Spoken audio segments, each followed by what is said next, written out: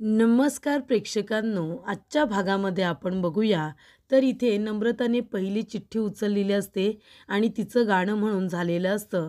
त्यानंतरला इथे ईश्वरी विचारते की आता दुसरा नंबर कुणाचा. तेव्हा इकडे मामा अजिबात विचार न करता लगेचच अर्णवचं नाव घेतात. मामा म्हणतात की आता नंबर चिठ्ठी उचलण्याचा अर्णवचा आहे. तेव्हा इकडे अर्णव म्हणत असतो, मामा अरे तू काय लगेच माझं नाव घेतलंस, तुला मीच भेटलो का. तेव्हा इकडे आता मामा म्हणत असतात की अर्णव आता नंबर कुणाचा झाला, पाहुण्यांचा, बरोबर की नाही. मग आता दुसरा नंबर यजमानांचा. अरे अर्णव, हे ऑफिस तुझं आहे, बरोबर ना. तू याचा हेड आहेस आणि हे सगळी तुझी माणसं आहेत. मग आता तू या ऑफिसचा हेड असल्यामुळे तू यजमान आहेस. त्याच्यानंतरला दुसरा नंबर हा तुझाच यायला हवा. तेव्हा इकडे अर्णव म्हणतो, ताई तू सांग ना मामाला. तेव्हा इकडे आता अंजलीसुद्धा म्हणत असते की मामा अगदी बरोबर बोलतोय, अर्णव तुझाच नंबर आहे, चल जा बरं चिठ्ठी उचल. तेव्हा इकडे अर्णवला ही चिठ्ठी उचलायची नसते. तो म्हणत असतो की नाही नाही, मी नाही येणार. तेव्हा मामी म्हणत असते की अर्णव अरे काय एवढं, एक चिठ्ठी तर उचलायची आहे, उचल ना, त्याच्यात काय एवढं. तेव्हा इथे अर्णव म्हणत असतो की मामी तू म्हणतेस म्हणून मी येतोय, तू म्हणतेस म्हणून मी चिठ्ठी उचलतोय. ठीक आहे मामी, तू एवढं म्हणतेस तर मी येतो चिठ्ठी उचलायला.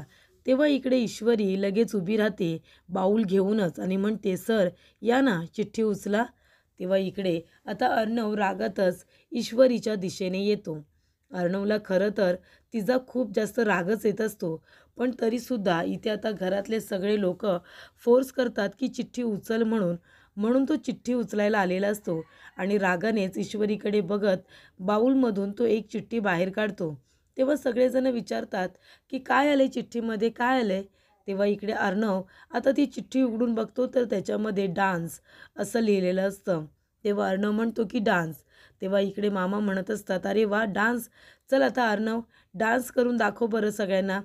तेव्हा इकडे अर्णव आता अजिबात एका क्षणाचा सुद्धा विचार करत नाही, कारण त्याला सगळ्यांच्या समोर काही डान्स करायचा नसतो. तो लगेचच आपलं वॉलेट काढतो आणि त्याच्यातून 500 रुपये काढतो आणि म्हणतो की हे घे. ईश्वरीच्या हातावरती ठेवतो आणि म्हणतो की हे 500 रुपये घ्यायचे आणि बाहेरून सगळ्यांसाठी आईस्क्रीम घेऊन यायचं आणि ते सगळ्यांना द्यायचं. कारण इथे ईश्वरी म्हणालेली असते की जो कुणी इथे आपल्याला जे काही येईल शिक्षा, ती शिक्षा भोगणार नाही, म्हणजे डान्स गाणं म्हणणार नाही, त्याने 500 रुपये देऊन सगळ्यांसाठी आईस्क्रीम आणायचं. त्याच्यामुळे इथे आता अर्णवने स्वतःहूनच 500 रुपये दिलेले असतात ईश्वरीकडे आणि तो सगळ्यांना आईस्क्रीम आणायला सांगतो.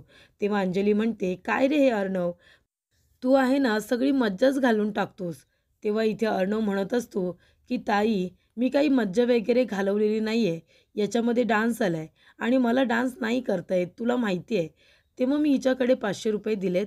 ती म्हणाली होती ना की जो डान्स किंवा गाणं म्हणणार नाही त्याने इकडे 500 रुपये द्यायचे, सगळ्यांसाठी आईस्क्रीम आणायचं. मग आता दिलेत मी 500 रुपये, जायचं आणि सगळ्यांसाठी आईस्क्रीम घेऊन यायचं, कळलं का. तेव्हा इकडे सगळेजण म्हणतात की नाही नाही, याला काही अर्थ नाही आहे. तेव्हा इथे अर्णव म्हणत असतो की ताई मला डान्स करता येत नाही. तेव्हा इथे ईश्वरी म्हणत असते की बरोबर, आपल्या सरांना डान्स नाही करता येत, त्यांना फक्त दुसऱ्याला नाचवता येतं, त्यांना स्वतः कुठे नाचता येतं, बरोबर की नाही सर. तेव्हा इकडे अर्णवला आता ईश्वरीच्या बोलण्याचा राग येतो. तो आता तिच्याकडे बघतो आणि रागातच तिचा हात पकडतो आणि तिला थांबवतो. तेव्हा अंजली म्हणत असते, अर्णव हे काय करतोयस तू. तेव्हा अर्णव म्हणतो, नाही ते 1 मिनिट थांब ना. ही काय म्हणाली, मला नाचता येत नाही, फक्त मला दुसऱ्यांना नाचवता येतं. मग आता 1 मिनिट थांब. तेव्हा इथे अर्णव ईश्वरीच्या हातातून बाऊल घेतो, तो खाली ठेवून देतो आणि म्हणतो की म्युझिक. म्युझिक आता म्हटल्यानंतर लगेचच एक छान असं गाणं वाजतं आणि तेव्हा इथे अर्णव ईश्वरीबरोबर डान्स करत असतो. तो स्वतः कमी नाचतो पण ईश्वरीला जास्त नाचवतो. तेव्हा इकडे सगळेजणं आता अर्णव आणि ईश्वरीचा डान्स बघतच असतात, कारण अर्णवला उत्तम डान्स करता येत असतो आणि खूपच छान पद्धतीने तो स्वतःही डान्स करत असतो आणि त्या ईश्वरीलासुद्धा डान्स करायला लावतो. त्यानंतर प्रेक्षकांनो, इथे आता सगळेजण अर्णव आणि ईश्वरीसाठी टाळ्या वाजवतात. तेव्हा इकडे सगळे म्हणतात की अर्णव अरे किती छान डान्स केलास, तेव्हा अर्णव म्हणत असतो, कसं आहे ना, डान्स करता मला बरोबरच येतं. मला स्वतःसुद्धा नाचता येतं आणि तू बरोबर म्हणालीस, मला दुसऱ्याला नाचवता तर उत्तमच येतं. पण कसं आहे ना, गुण हे प्रत्येक माणसामध्ये असतात. गुण प्रत्येकामध्ये असतातच, चांगले गुण. पण ते प्रत्येक वेळी सगळेजण दाखवतातच असा त्याचा भाग होत नाही. काही लोकांना आपलं टॅलेंट सगळीकडेच दाखवायला आवडत नाही. पण काही लोकं असतात तुझ्यासारखे, म्हणजे त्यांना आपले गुण उधळायला खूपच जास्त आवडतात. म्हणजे जे काही मुळातच गुण असतात, त्याचे सगळीकडे माणसं काही दाखवत नाही. तुझ्यासारखी लोकं प्रत्येक ठिकाणी आपले जे काही गुण आहेत, त्यांना उधळायला आवडत असतात. पण मला नाही. कळलं तुला? तेव्हा इकडे पण तुझा गैरसमज मी मात्र दूर केला, की मला डान्स करता येतो की नाही. आता एक काम करायचं, तुझा गैरसमज मी दूर केला आहे ना, मग आता सगळ्यांसाठी जायचं आणि आईस्क्रीम घेऊनच यायचं सेलिब्रेट करण्यासाठी, बरोबर की नाही? तेव्हा अर्णव म्हणत असतो, पण ईश्वरी देसाई फ्रॉम इंदौर, तुला आता एक सवय लागेल, बोलण्याच्या आधी विचार करायचा. आता तू जे काही बोललीस ना, तसं पटकन बोलून जायचं नाही. कुठल्याही व्यक्तीबद्दल आधी विचार करायचं आणि मग बोलायचं. ही सवय मात्र तुला आता लवकरच लागेल. बरं जा आता बाहेर, सगळ्यांसाठी आईस्क्रीम घेऊन ये जा. आपल्याला सेलिब्रेट तर करायला पाहिजे ना. तेव्हा इथे अंजली म्हणते, अर्णव, अरे कशाला तिला पाठवतोयस आता बाहेर? तेव्हा अर्णव म्हणतो, नाही ताई असू दे. अगं कशाला एवढं टेन्शन घेतेस? आपण सेलिब्रेट तर करतोय ना फक्त. मग जाऊ दे, आणू दे ना सगळ्यांसाठी आईस्क्रीम. तसंही सगळ्यांना खायला आवडेलच, बरोबर की नाही? जा, घेऊन ये आईस्क्रीम. तेव्हा ईश्वरी लगेचच बाहेर आईस्क्रीम आणण्यासाठी आलेली असते. त्याचबरोबर प्रेक्षकांनो, इकडे लावण्याने ज्या माणसांना काम सांगितलेलं असतं, त्या माणसांना कळलेलं असतं की ईश्वरी आता बाहेर पडले. तेव्हा तो माणूस येतो आणि आपल्या टीमला सांगतो की आता मेन व्यक्ती बाहेर पडलेली आहे. काही करून तिला पकडायचं आहे आणि लवकरात लवकर किडनॅप करून आपलं काम करायचं आहे. कळलं सगळ्यांना? असं तो माणूस येऊन आपल्या टीम मेंबरला सांगतो. त्याचबरोबर प्रेक्षकांनो, ईश्वरी बाहेर गेलेली असते सगळ्यांसाठी आईस्क्रीम आणायला. पण इथे गेम काही थांबत नाही. तर इकडे मामा आणि मामी दोघेजणं छान डान्स करत असतात. वल्लरीसुद्धा खूपच छान डान्स करत असते. तेव्हा इथे आकाशला आपल्या आईवडिलांना असं डान्स करताना बघून खूपच जास्त छान वाटत असतं. तो सुद्धा पूर्ण एन्जॉय करत असतो. सगळेजणच इथे त्यांचा डान्स खूपच जास्त छान पद्धतीने एन्जॉय करत असतात. कधी न हसणारा अर्णव आपल्या मामा मामीला डान्स करताना बघून त्याच्या चेहऱ्यावरती सुद्धा स्माईल आलेलं असतं. म्हणजे बोलायला गेलं तर ईश्वरीने खूपच छान पद्धतीचा गेम शोधून काढलेला असतो. तिच्यामुळे सगळेजणं निदान एन्जॉय तरी करत असतात. तेव्हा इकडे ईश्वरी म्हणत असते, काय पण हे सर, एवढ्या रात्री मला लगेच आईस्क्रीम आणायला पाठवलं. तेव्हा इथे ईश्वरी म्हणत असते की डान्स येतो तर एवढं पाव खायची काय गरज होती? डान्स येतो तर करायचं होतं ना. त्यानंतरला इकडे ईश्वरी म्हणत असते की आईस्क्रीम नेते आणि सरांच्या डोक्यावरतीच टाकते. त्यानंतरला इकडे ईश्वरी आता रागात बोलत असताना गुंड लोक तिथे येतात आणि तिच्या तोंडावरती रुमाल ठेवून तिला बेशुद्ध करून टाकतात. कारण त्या रुमालावरती गुंगीचं औषध असतं आणि आता ईश्वरीच्या तोंडावरती ते औषध लावल्याने तिला लगेचच इथे आता तिला बेशुद्ध केली जाते. तिला खूपच जास्त चक्कर येते. त्यामुळे इथे ती आता बेशुद्ध झाल्यानंतर जे गुंड लोकं असतात तिला टेम्पोमध्ये टाकून घेऊन जाणार असतात. त्याचबरोबर प्रेक्षकांनो, इथे आता लाईटसुद्धा गेलेली असते. लावण्याला कळतं की काम झालेलं आहे. कारण तिला किडनॅप करताना इथे नंतरला ऑफिसमधील लाईटसुद्धा घालवायला सांगितलेले असतात. लाईट गेल्यानंतर अर्णव म्हणत असतो की लाईट कशा काय गेल्या? इथे ऑफिसमध्ये तर कधीच लाईट जात नाही. तेव्हा मामा आता जोरात ओरडतात. मामा म्हणतात की अरे अर्णव, लाईट कशा काय गेला रे? तेव्हा अर्णव म्हणतो, मामा रिलॅक्स, अजिबात टेन्शन घेऊ नका. मी जाऊन मेन स्विच चेक करतो. तुम्ही सगळेजण इथेच थांबा. मी लगेचच जाऊन आता लाईट का गेली आहे ते बघतो. तुम्ही सगळेजण एका ठिकाणी बसा. कुणीही हालचाल करू नका. आकाश, ताईवरती लक्ष ठेव. मी लगेचच येतोय. आकाश म्हणतो, हो दादा तू जा, ताईची काळजी करू नको. त्याचबरोबर प्रेक्षकांनो, इथं लावण्य आपल्या माणसांना आता सांगत असते की अर्णव बाहेर लाईट चेक करायला येतोय. सगळेजण तिथून गायब व्हा. तेव्हा इथे अर्णव आता बघायला आल्यानंतर कुणीतरी मधला मेन स्विच काढलेला असतो हे त्याला कळतं. त्यानंतरला प्रेक्षकांनो इकडे आता ईश्वरीला इथे आता गाडीमध्ये भरत असतात. तिला चादरीमध्ये गुंडाळून आणलेलं असतं आणि टेम्पोमध्ये टाकत असतात. तेव्हा अर्णवला आवाज येतो, ते म्हणजे टेम्पोचा. जी ट्रॉली आता इथे वाजत असते लोखंडाची, त्याचा आवाज आल्यामुळे अर्णव बाहेर येऊन बघतो की नक्की आवाज कसला येतोय. तेव्हा अर्णव म्हणतो, हे लोक कुणाला टेम्पोमध्ये टाकतायत? या लोकांनी कुणाला मारलं की काय? कोण असेल बरं? तेव्हा अर्णव जोरात त्यांच्यावरती ओरडतो. तेव्हा इकडे ती माणसं आता घाबरतात आणि लगेचच पळून जात असतात. तेव्हा अर्णव धावत पळत तिथे येतो. कोण आहे टेम्पोमध्ये त्याला वाचवण्यासाठी. तेवढ्यातच इथे अर्णव आता टेम्पोमधून त्या व्यक्तीला बाहेर काढत असताना एक इथे गुंड व्यक्ती येते आणि अर्णवला सुद्धा बेशुद्ध करते. तर इथे ईश्वरीला तर बेशुद्ध करून टेम्पोमध्ये टाकलेलंच असतं, चादरीमध्ये गुंडाळून. पण आता इथे अर्णवला सुद्धा बेशुद्ध करण्यात येतं. कारण अर्णव ती चादर ओढण्याचा प्रयत्न करत असतो. त्याच्यामध्ये कुठली व्यक्ती आहे ते बघण्याचा प्रयत्न करत असतानाच तिथे एक माणूस येतो. अर्णवच्या तोंडावरती सुद्धा रुमाल ठेवतो. अर्णवला बेशुद्ध केल्यानंतर त्यालासुद्धा टेम्पोमध्ये टाकतात आणि सरळ आता तिथून घेऊन जातात. तरी ते प्रेक्षकांनो एका अर्थी हे बरंच झालेलं असतं. किमान ईश्वरी एकटी तरी नसते, तर अर्णवसुद्धा तिच्याबरोबर असतो तिची हेल्प करण्यासाठी. त्यानंतरला इथे आता लाईट काही येत नाही. तेव्हा इकडे तिची बहीण नम्रता, ईश्वरीची बहीण म्हणत असते की इशूला खूपच जास्त उशीर झाला ना, म्हणजे एव्हा ना ईश्वरीने यायला हवं होतं, ती अजून कशी आलेली नाही आहे. तेव्हा इकडे लाईटसुद्धा गेल्यात. त्यानंतर अंजली म्हणत असते, अगं नम्रता काळजी करू नको, लाईट पण गेल्यात ना. तेव्हा ईश्वरी कुठेतरी थांबली असेल, तू नको काळजी करू, लाईट्स येतील आणि ईश्वरीसुद्धा येईल. तेव्हा इकडे नम्रता म्हणते, नाही तसं नाही, पण खूप जास्त उशीर झाला आहे ना, रात्रसुद्धा खूप झाले म्हणून भीती वाटते, बाकी काही नाही. तेव्हा इथे लावण्य आता तिच्या माणसांच्या फोनची वाट बघत असते. तेव्हा एक माणूस तिला फोन करतो आणि म्हणत असतो की मॅडम काम झालं आहे, पण एक गडबड झालेली आहे. जेव्हा ईश्वरी देसाईला आपली माणसं घेऊन जात होती तेव्हा तिथे अर्णव राज शिर्केसुद्धा आले आणि त्या मुलीला ते काढण्याचा टेम्पोतून प्रयत्न करत होते. पण तेवढ्यातच माझ्या माणसांनी अर्णव राज शिर्के यांनासुद्धा बेशुद्ध केलं आणि टेम्पोमध्ये टाकून ते लोक आता घेऊन जात आहेत. तेव्हा लावण्य म्हणते, काय पण हे सगळं करायची काय गरज होती? बरं ठीक आहे, तुम्ही लाईट कसे येतील त्याकडे लक्ष द्या, बाकीचं सगळं मी हँडल करते. तेव्हा इकडे आता लाईट्स थोड्या वेळात येणारच असतात. मामीला खूपच जास्त टेन्शन आलेलं असतं, कारण प्लॅनमध्ये मामीसुद्धा सामील असते. तिला माहिती असतं की लावण्य काहीतरी करण्याचा प्रयत्न करते, पण त्याच्यामध्ये आता अर्णवसुद्धा फसलेला असतो.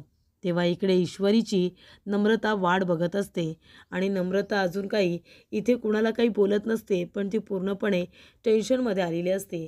त्याचबरोबर प्रेक्षकांनो इकडे मामी म्हणत असतात, काय गं लावण्य काय झालं? तेव्हा लावण्य म्हणत असते की या मूर्ख माणसांनी आता ASRला सुद्धा गाडीमध्ये टाकायची काय गरज होती? तर इकडे ARला सुद्धा बेशुद्ध करून घेऊन जात आहेत ते लोक.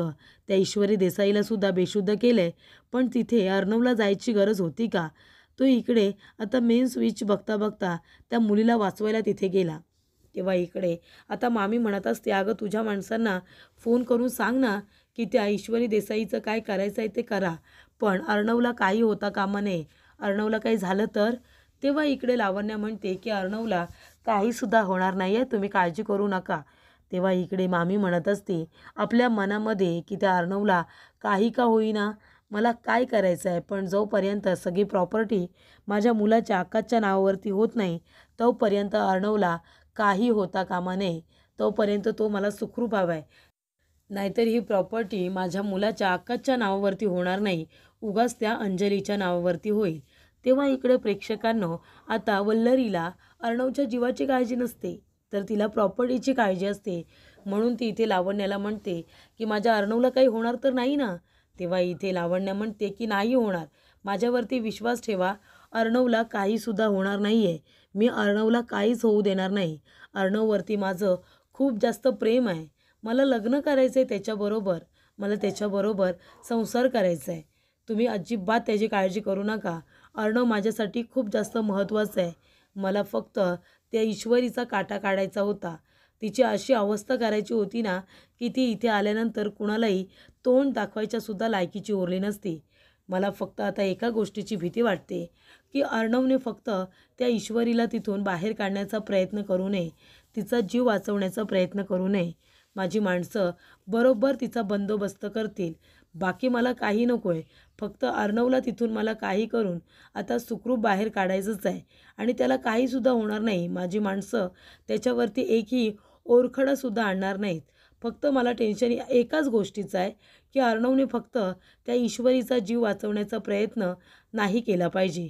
गुंड लोक बरोबर तिचं काम करून टाकतील. त्याचबरोबर प्रेक्षकांनो, इकडे आता नम्रता खूप जास्त रडत असते. ती म्हणत असते की ईश्वरी कुठे असेल. तर इथे लाईटसुद्धा आता आलेले असतात. तेव्हा मामी म्हणत असते, अगं लावण्या, लाईटसुद्धा आल्यात. आता सगळेजण त्या ईश्वरीबद्दल आणि अर्णवबद्दल विचारतील. चल चल आपण बाहेर जाऊन सांगूया की अर्णवसुद्धा गायब झालाय म्हणून. तेव्हा लावण्या म्हणते, नाही, आत्ताच आपण काही बोलायचं नाही आहे. अर्णवबद्दलसुद्धा कुणाला काही सांगायचं नाही. तुम्ही फक्त थोडा वेळ शांत बसा मामी. त्यानंतरला इथे आता नम्रता म्हणत असते, इशू कुठे असेल, किती उशीर झाला आहे. तेव्हा इकडे आता आकाश तिला धीर देत असतो. आकाश म्हणत असतो, काळजी करू नका, तिला काहीसुद्धा होणार नाही आहे.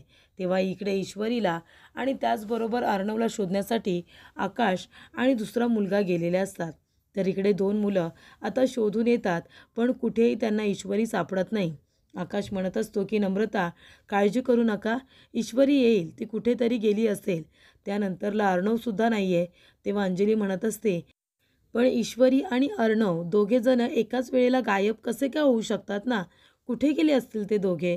तेव्हा इकडे ईश्वरीलाही सगळीकडे शोधलं, पण ती कुठेही सापडत नाही आहे, असा स्टाफ मेंबर म्हणत होता. त्याचबरोबर इथे आकाशसुद्धा तेच म्हणतो की सगळीकडे शोधलं त्यांना बाहेर, अगदी गेटच्या पण बाहेर गेलो रस्त्यावरती, पण ते दोघेजणं कुठेच नाही आहेत. त्यानंतरला इथे प्रेक्षकांनो, आता ज्या ठिकाणी लाईट गेली होती, अर्णव चेक करायला गेला होता मेन स्विचच्या ठिकाणी, तिथेसुद्धा अर्णवला बघितलं जातं. त्या ठिकाणीसुद्धा अर्णव नसतो. तर इथे ईश्वरी आणि अर्णव दोघेजणं टॅम्पोमध्ये असतात. ते लोक त्यांना टॅम्पोमधून घेऊन जात असतात आणि इथे कुणालाही त्याबद्दल माहिती नसतं. फक्त मामी आणि लावण्या यांनाच माहिती असतं. तेव्हा सगळ्यांना आता अर्णव आणि ईश्वरीची काळजी वाटत असते.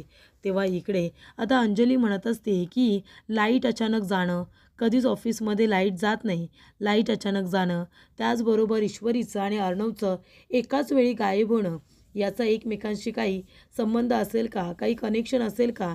तेव्हा इकडे नम्रता म्हणते की मी आई, बाबा, आत्या यांना काय सांगू, काय उत्तर देऊ की कुठे गेली ईश्वरी, माझं काही खरं नाही आहे. आणि त्याचबरोबर इशूचंसुद्धा आमचे घरचे लोक आमच्यावरती रागवतील. इशू गायब झाले हे जर त्यांना कळलं तर त्यांना तर खूप मोठा धक्का बसेल. तेव्हा इकडे आता अंजली म्हणत असते, पण असं कसं शक्य आहे? तेव्हा इथे मामा म्हणत असतात, मला तर वाटते नक्कीच काहीतरी गडबड आहे, हे सगळं एकमेकांना कनेक्टेड असेल तर. तेव्हा लावण्या म्हणते की तुम्हाला जे वाटतंय ते बरोबर आहे, हे सगळं एकमेकांना कनेक्टेड आहेच. म्हणजे लाईट जाणं, अचानक ईश्वरी आणि त्याचबरोबर ARचं गायब होणं, हे सगळं एकमेकांना कनेक्टेड आहेच ना. तेव्हा मामा म्हणतात, लावण्या, तुला काय बोलायचं आहे ते स्पष्टपणे बोल ना. तेव्हा लावण्या म्हणत असते की मला हेच बोलायचं आहे की अर्णवला कुणीतरी किडनॅप केलं आहे. पण अर्णवला कुणी किडनॅप केलं आहे ते सांगते. ईश्वरी आणि अर्णव दोघेजणं किडनॅप झालेले नाही आहेत, तर ईश्वरीने अर्णवला किडनॅप केलं आहे. कळते का तुम्हाला? तेव्हा इकडे नम्रता म्हणते, काय, हे काय बोलताय तुम्ही? इशू असं का करेल? ते सुद्धा अर्णव सरांना किडनॅप, आणि ती का करेल? तेव्हा इकडे आकाश म्हणतो, नाहीतर काय लावण्या, तू काय बोलतेस हे? ईश्वरी आणि दादाला किडनॅप, हे ऐकायला तरी बरोबर वाटतंय का? तेव्हा इथे लावण्या म्हणते, तुम्हा लोकांना माहिती नाही आहे, तिचा तो साधा भोळा चेहरा आणि साळसूतपणाचा जो काही आव आणते ना, त्याच्यामध्ये ती परफेक्टली पास झालेली आहे. म्हणजे इथे तिच्याकडे बघून कुणाला वाटणारसुद्धा नाही की ती कुणाला पैशांसाठी किडनॅप करू शकते. तेव्हा नम्रता बोलते, हे काय बोलताय तुम्ही? इशू असं का करेल? तिला काय मिळणार आहे हे सगळं करून? तेव्हा इकडे लावण्या म्हणते की पैसे पैसे मिळतील ना तिला हवे तेवढे.